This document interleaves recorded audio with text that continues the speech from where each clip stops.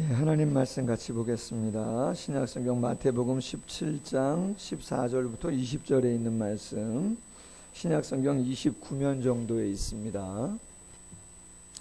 마태복음 17장 14절부터 20절 말씀까지 제가 봉독하도록 하겠습니다. 그들이 무리에게 이르매 한 사람이 예수께 와서 꿇어 엎드려 이르되 주여 내 아들을 불쌍히 여기소서. 그가 간질로 심히 고생하여 자주 불에도 넘어지며 물에도 넘어지는지라. 내가 주의 제자들에게 데리고 왔으나 능히 고치지 못하더이다. 예수께서 대답하여 이르시되 믿음이 없고 패역한 세대여, 내가 얼마나 너희와 함께 있으며 얼마나 너희에게 참으리요. 그를 이리로 데려오라 하시니라. 이에 예수께서 꾸짖으시니 귀신이 나가고 아기가 그때부터 나으니라. 이때에 제자들이 조용히 예수께 나와 이르되 우리는 어찌하여 쫓아내지 못하였나이까. 이르시되 너희 믿음이 작은 까닭이니라. 진실로 너희에게 이르노니 만일 너희에게 믿음이 겨자씨 하나만큼만 있어도 이 산을 명하여 여기서 저기로 옮겨지리라 하면 옮겨질 것이요 또 너희가 못할 것이 없으리라. 아멘. 이 마태복음 72번째입니다. 하늘을 경험하는 믿음의 기도라고 하는 제목으로 말씀을 같이 한번 나누겠습니다. 마태복음 17장은요 출애굽기 32장과 비슷한 모습을 보여줍니다. 구약성경 출애굽기 32장은 모세가 시내산 꼭대기에서 하나님의 영광스러운 임재 가운데 하나님의 계명, 십계명을 받는 그러한 장면입니다. 그러나 산 꼭대기 하늘에서는 그러한 영광스러운 경험을 경험하고 있었지만 산 밑에서는 어떤 일이 벌어졌었는가? 모세가 더디 내려오기 때문에 백성들이 기다리지 못하고 아론을 충동질해서 금송아지를 만들고 우리를 인도한 신이다 이야기하면서 애굽으로 돌아가려고 하는 우상 숭배와 타락의 모습이 대조적으로 산 아래에서 이루어지고 있었죠. 하늘은 영광이고 완벽함인데 산 아래는 죄악이고 아픔이고 탄식이었다라고 하는 것이죠. 오늘 본문 마태복음 17장이 그와 비슷하다라고 하는 거죠. 1절 이하에서 예수 그리스도께서 베드로와 야고보와 요한과 함께 변화산에 올라가서 영광스럽게 변형되어지는 모습이 있었습니다. 2절 말씀에 보니까 예수님의 얼굴이 해같이 빛났다. 옷이 빛같이 휘어졌다. 베드로가 얼마나 좋았으면 뭐라고 이야기합니까? 주님 여기가 좋사오니 초막 셋을 짓고 여기서 살고 싶습니다. 주님과 엘리야와 모세를 위하여 여기 살고 싶습니다. 여러분 잘 한번 생각해 보세요. 베드로는 예수님의 수제자이지만 세상 욕심이 있는 사람이에요, 없는 사람이에요? 조금 있는 사람이에요, 많이 있는 사람이에요? 많이 있는 사람이에요. 예수님이 십자가 진다 그러니까 매달리면서 안 된다고 막 이야기했던 사람이 베드로예요. 왜요? 예루살렘 가서 정권 뒤엎고 한 자리 하면 누가 제일 높은 자리에 앉아야 됩니까? 자기가 앉아야 되는데 그 정도로 세상의 부귀영화, 명예와 권세에 대한 욕심이 있던 사람이에요. 그런데 여러분 그가 무엇을 경험하고 났더니 하늘의 영광을 경험하고 났더니 비록 초막이어도 여기가 좋겠다 그렇게 얘기한단 말이에요. 그럼 그 예수님의 영광이 얼마나 영광스러웠는가라고 하는 걸 반증해주고 있는 것이죠.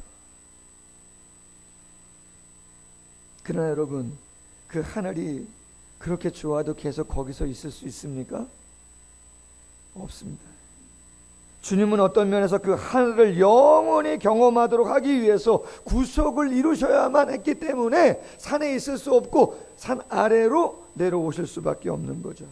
근데 내려오자마자 경험한 일이 뭡니까? 오늘 14절 한 사람이 예수께 와서 무릎을 꿇어 간청합니다. 내 아들을 불쌍히 여겨주셔서. 아들을 왜 불쌍히 여겨달라는 겁니까? 간질로 심히 고생합니다. 불에도 들어가고 물에도 들어가고.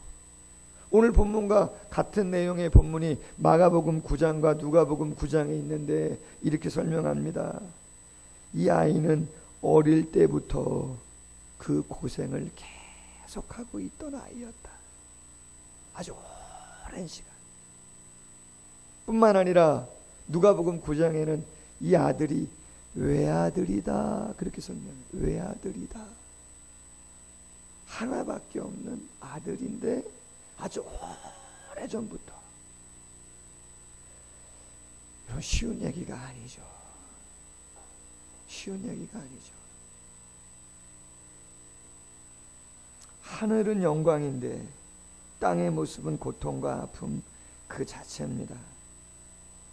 아버지의 사랑도 간절함도 오랜 바람도 해결할 수 없는 고통과 아픔이죠. 여러분, 이 아버지의 상황만 그렇습니까? 아닙니다, 여러분. 우리 모두의 약함과 한계일 수 있죠. 여러분, 제가 가끔 마음 짠할 때가 있어요. 개척교회 목사라 그런지는 모르겠지만 이제 뭐 자립을 얼추 했지만 그래도 담임 목사이기 때문에 어떤 의미에서는 품위를 좀 유지하려고 괜찮아 보이세요? 양복도 좀 그죠? 또 뭐 그죠? 준비할 거 있으면 좀 사기도 하고 그래요. 품위 유지니까 어떤 의미에서는. 얼마 전에 좀 된 이야기지만 얼마 전에 운동화를 하나 새 거를 샀어요. 그랬더니 말이죠. 우리 아들들이 그게 좀 신고 싶었나 봐. 왜? 새 거니까. 예? 메이커고 새 거니까. 자기들은 좀 신었나 보죠. 근데 언제 내가 한번 신으려고 한번 봤더니 없는 거예요. 신고 갔다는 거예요. 근데 여러분, 솔직히 제 마음이 그렇게 썩 안 좋지는 않았습니다. 왜 그런지 아십니까? 우리 아들들이 신었다는데 그것도 격없이 어떤 면에서는 아빠를 얼마나 편하게 생각했으면 할렐루야. 이 정도입니다. 그죠? 그래서 아이 뭐 괜찮다. 그래서 어떨 때는 큰 아들이 어떨 때는 둘째 아들이 요새는 애들이 저보다 키가 더 커요. 그래도 맞나 봐요. 여러분 가끔은 마음이 짠하죠. 아니 마음껏 사주면 좋은데 마음껏 입히면 좋은데 여러분들은 어떻습니까? 그런 마음이 있죠. 그런데 오늘 본문에 보니까 이 아버지의 마음이 간절한데도 본인이 감당할 수 없는 일이 하나밖에 없는 외아들에게 일어난 거죠. 자, 그렇다면 이거죠. 이 땅에서는 하늘을 경험할 수 없냐 이 말이죠. 그 한계 속에 매여서 그 하늘의 영광과 완전함을 아예 경험할 수 없냐 이 말이에요. 그렇지 않다는 것이죠. 완벽한 것이 퍼펙트하게 이 세상을 뒤덮을 수는 없지만 믿음의 자녀라면 감당할 수 있다는 거예요. 그럼 하늘을 경험할 수 있는 방법이 뭐냐? 오늘 설교 제목이죠. 그것은 다른 것이 아니고 믿음의 기도이다 라고 하는 거죠. 두 가지 제목으로 나누겠습니다. 첫 번째, 믿음이 하늘의 평강을 경험케 한다는 거예요. 자, 아들을 데리고 온 아버지에게 예수님이 뭐라고 말씀했냐? 17절 보니까 이렇게 말합니다. 믿음이 없고 패역한 세대요. 내가 얼마나 너희와 함께 있으며 얼마나 너희에게 참으리요. 그를 이리로 데리고 와라. 아니 예수님 아무리 그러셔도 그렇지 어떻게 오랜 동안 투병 생활하고 있는 그 외아들을 데리고 온 그 아버지에게 믿음이 없고 패역한 세대여라고 하는 이러한 표현을 어떻게 쓰실 수가 있습니까? 여러분 어떻게 생각합니까? 도대체 이 이야기를 아버지에게 한 것 같습니까? 제자들에게 한 것 같습니까? 여러분 성경은 재밌습니다. 오늘 본문만 오늘 이 기사를 기록한 것이 아니고 마가복음과 누가복음에도 기록되어 있다 그랬는데 마가복음 9장 14절에 보니까 이런 말씀이 있어요. 이에 그들이 예수님과 세 명의 제자가 산에서 내려와서 보니까 큰 무리가 그들을 둘러싸고 예수님의 나머지 제자들 9명과 그 아버지와 아들을 둘러싸고 서기관들이 그들과 더불어 변론을 하고 있더라. 이렇게 돼 있어요. 누구랑 변론했다고요? 서기관들과 변론했다. 여러분, 서기관은 누구냐? 구약 성경을 필사하는, 그걸 보존하고 그걸 계승하는, 그걸 가르치는, 다른 본문에서는 율법사라고도 표현되어 있습니다. 근데 여러분, 재미난 건 율법사, 서기관들은 거의 다가 바리새파 사람들이에요. 바리새인이라는 말이에요. 그럼 여러분, 바리새인은 예수님을 잘 믿어요, 안 믿어요? 잘 믿습니까? 예수님? 하나님은 열심으로 행함으로 믿으려고 열심이지만 예수는 메시아라고 믿지 않습니다. 대적합니다. 그를 따르는 제자들도 믿지 않습니다. 그런데 가만히 보니까 예수님이 자리를 비웠습니다. 오랫동안 수자도 없습니다. 그런데 가만히 보니까 남은 제자들만 있는데 아버지가 아들을 데리고 와서 고쳐달라고 그랬는데 고쳐줘요, 못 고쳐줘요? 못 고쳐주는 거죠. 그랬더니 서기관이 많은 무리들 앞에서 뭐라고 얘기했겠습니까? 그것 봐라, 예수 믿을 게 못 된다. 우연이지, 일시적인 거지. 그거는 완전하지 않아. 예수의 가르침, 그의 능력, 그의 존재 믿을 게 못 되는 거지. 무한을 주는 거죠. 예수님이 그 광경을 보고 누구를 책망하는 거예요? 바리새인 서기관들과 그 무리들을 책망하는 거죠. 믿음이 없고 패역한 세대요. 예수님이 이렇게 말씀하는 거죠. 안타깝다. 왜 나를 못 믿느냐? 얼마나 더 많은 증거를 보여줘야 되느냐? 이 아이의 아버지가 예수님께 이야기합니다. 마가복음 9장 22절에 보니까 무엇을 하실 수 있거든 우리를 불쌍히 여기사 도와주시옵소서. 무엇을 할 수 있거든, 만약에 if죠, 무엇을 할 수 있거든 도와달라. 그랬더니 예수님이 유명한 말씀을 하죠. 할 수 있거든이 무슨 말이냐? 믿는 자에게는 능치 못함이 없느니라. 아버지가 말합니다. 내가 믿나이다. 나의 믿음 없는 것을 도와주소서. 할렐루야. 왜 아이를 못 고치는가? 믿음이 없다는 것이죠. 믿으라는 것이죠. 그럼 여러분, 우리 한번 생각해 봅시다. 단지 예수님이 믿으라고 하는 것이 그 간질병에서 노인받는 거, 귀신이 떠나가는 거, 예수님이 말씀하신 게 딱 그거 하나, 액면 그대로 딱 그 사건 하나, 그거겠습니까? 아니죠. 제일 시급하죠. 맞죠? 제일 시급한 건 맞습니다. 그 가정의 가장 중요한 문제이기도 합니다. 그러나 예수님이 믿으라 라고 하신 그 믿으라는 말씀에는 모든 삶을 다 포함하고 있는 것인 줄로 믿습니다. 전도서 7장 14절에 형통한 날에는 기뻐하고 곤고한 날에는 생각해라. 하나님이 두 가지 일을 병행하게 하사 누구도 장래의 일을 헤아려 알지 못하게 하셨다. 저도 우리의 자녀들에게 좋은 일만 있으면 좋겠습니다. 우리 교회에 다 좋은 일만 있으면 좋겠습니다. 할렐루야.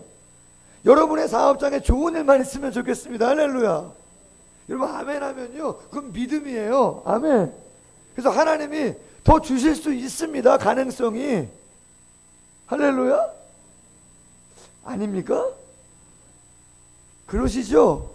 성경의 믿음이 귀하죠. 그러나 그러한 부분도 있지만 형통함과 공고함이 같이 가요. 그러면 믿음은 뭐예요? 형통할 때는 믿음의 복이고 곤고할 때는 믿음이 없어서 그런 겁니까?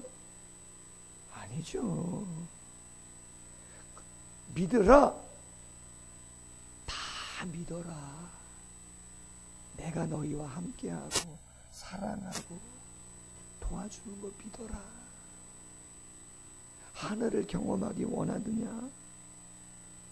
믿어야 된다. 하나님의 사랑을 믿어라. 로마서 8장 32절에 자기 아들을 아끼지 아니하시고 우리 모든 사람을 위하여 내어주시니가 어찌 그 아들과 함께 모든 것을 우리에게 은사로 주시지 아니하겠느냐. 누가 우리를 그리스도의 사랑에서 끊겠느냐? 모든 일에 우리를 사랑하시는 이로 말미암아 우리가 넉넉히 이긴다. 어떤 피조물도 우리를 그리스도 안에 있는 하나님의 사랑에서 끊을 수 없다. 로마서 8장의 결론이 뭡니까? 어떤 의미에서? 로마서 8장 28절에 우리가 알거니와 하나님을 사랑하는 자 곧 그 뜻대로 부르심을 입은 자들에게는 모든 것이 합력하여 선을 이루느니라. 원문의 의미가 이거예요. 모든 것이 합력하여 선을 이룬다. 선을 최종적인 목표로 하고 하나님이 우리의 삶을 이끌어 가신다. 이 의미입니다. 아멘. 선이 최종적인 목표라는 거예요.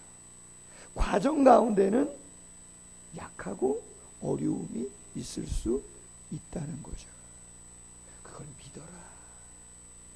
그러면 땅에서도 평강을 경험한다. 그래서 믿음은 위탁과 결단이죠.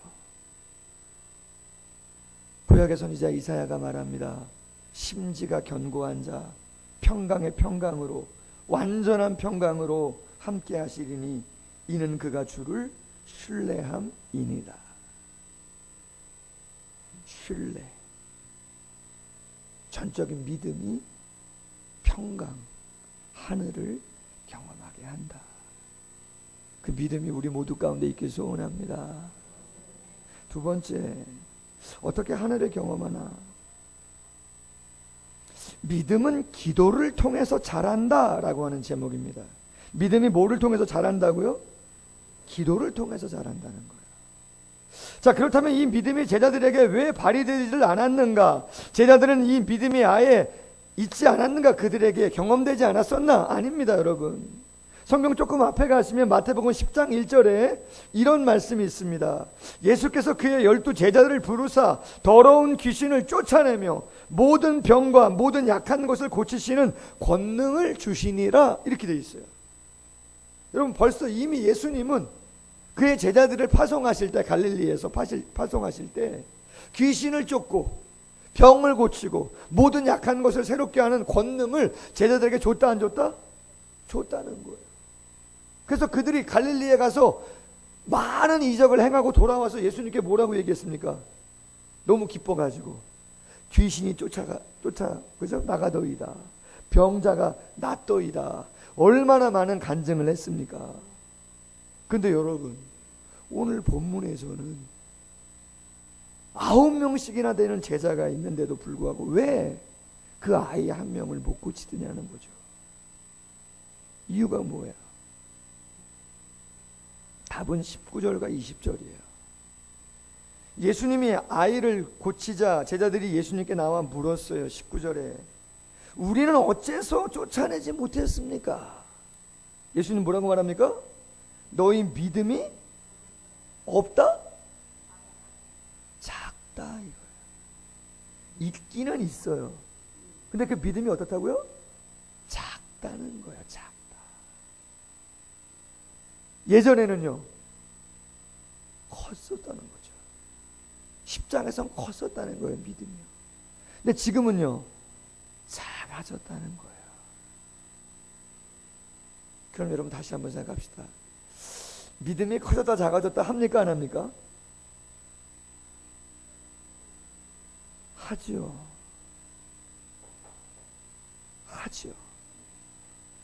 그럼 믿음이 커졌다 작아졌다 언제 하든가요? 언제 여러분의 믿음이 커지고 언제 여러분의 믿음이 작아지든가요? 할렐루야. 많은 요인이 있지만 가장 중요한 건 기도를 충만하게 한다면 우리의 믿음이 커지는 걸 경험합니다. 할렐루야. 두려움이 떠나가는 걸 경험합니다. 외롭지 않습니다. 두렵지 않습니다. 작아지지 않습니다.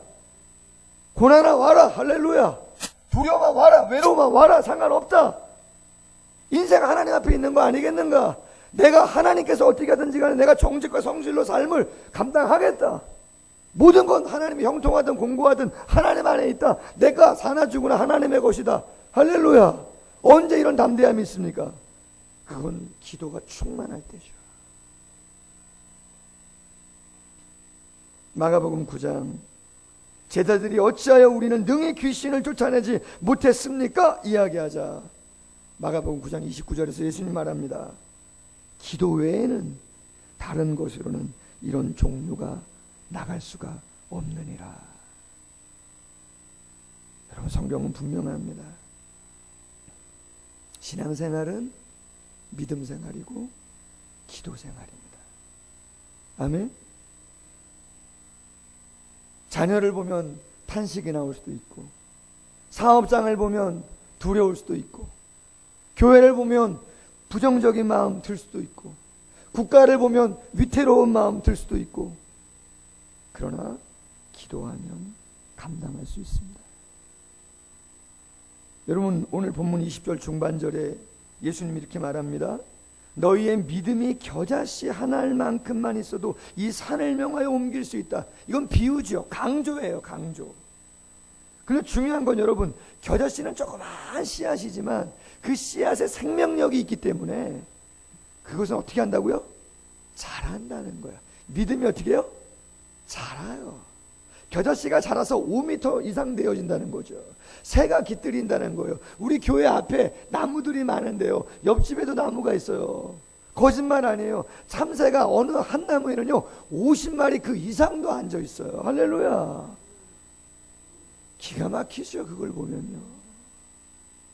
조그만 겨자씨 하나가 어떻게 그렇게 크길. 믿음은 자라요. 무엇으로? 기도로 자라죠. 혹자는 이렇게 말합니다. 성도는 기도 이상으로 커질 수가 없다. 기도하는 수준 그 이상을 얻을 수가 없다. 성도는 기도 이상 클 수가 없고 기도 이상 얻을 수가 없다는 것이죠. 그래서 뭐라고 말씀해요? 네 입을 넓게 열어라. 시편 81편 10절에 내가 채우리라. 할렐루야. 마지막 이야기 하나 하고 말씀을 맺겠습니다. 좀 재미난 미스터리 이야기인데요, 예수님과 12명이 마지막 식사를 한 최후의 만찬이라고 하는 그림이 있습니다. 그죠? 벽화가 있죠. 벽화죠. 벽화.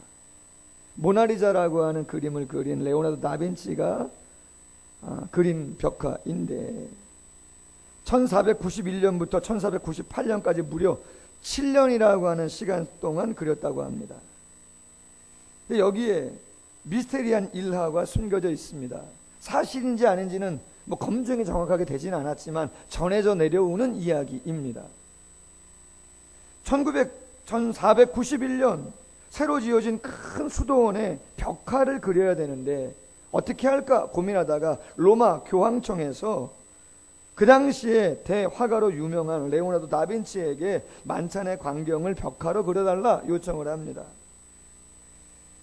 부탁을 받은 다빈치는 그때로부터 실제 그림의 모델을 찾아다닙니다.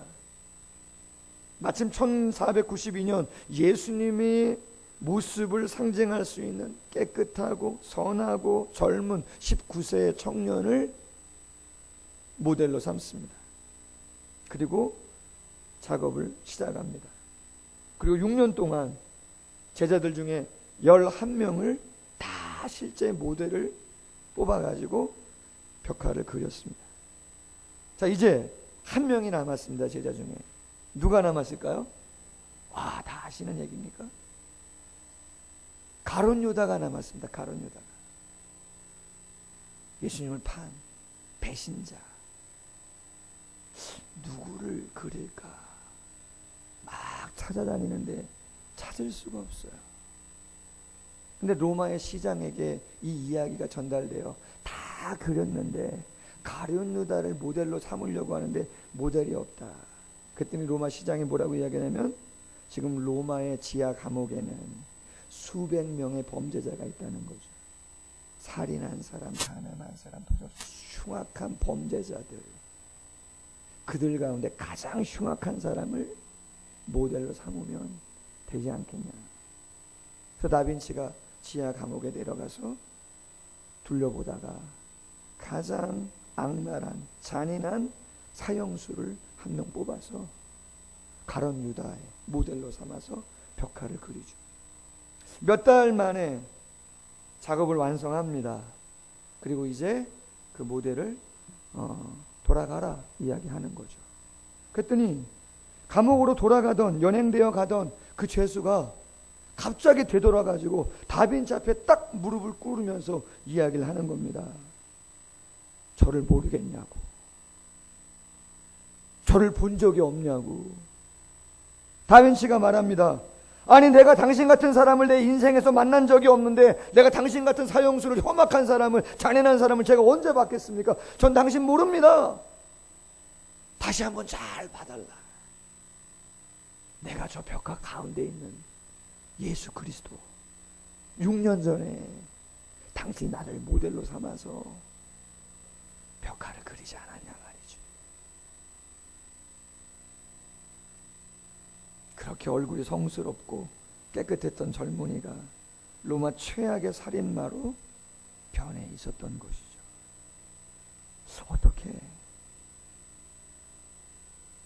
우리 마음이 그렇습니다. 우리 신앙생활의 모습이 그럴 수 있다는 거예요. 제자들은 능력이 충만했던 사람들이야. 다 감당했던 사람들이야. 한국교회가 뭘 두려워했었습니까? 가난을 두려워했습니까? 권력을 두려워했습니까? 우리가 가진 것이 없다고, 프로그램이 없다고 두려워했습니까? 뭘 두려워했습니까? 우리 선진들이 아무것도 두려워하지 않았습니다. 오직 믿음으로, 오직 그 믿음을 기도로 키워서 한국교회를 여기까지 인도한 줄로 믿습니다. 그럼 왜 한국교회가 이 화려함과 웅장함과 엄청난 수를 자랑함에도 겁쟁이가 되었는가? 그것은 기도의 소리가 작아진 것이죠.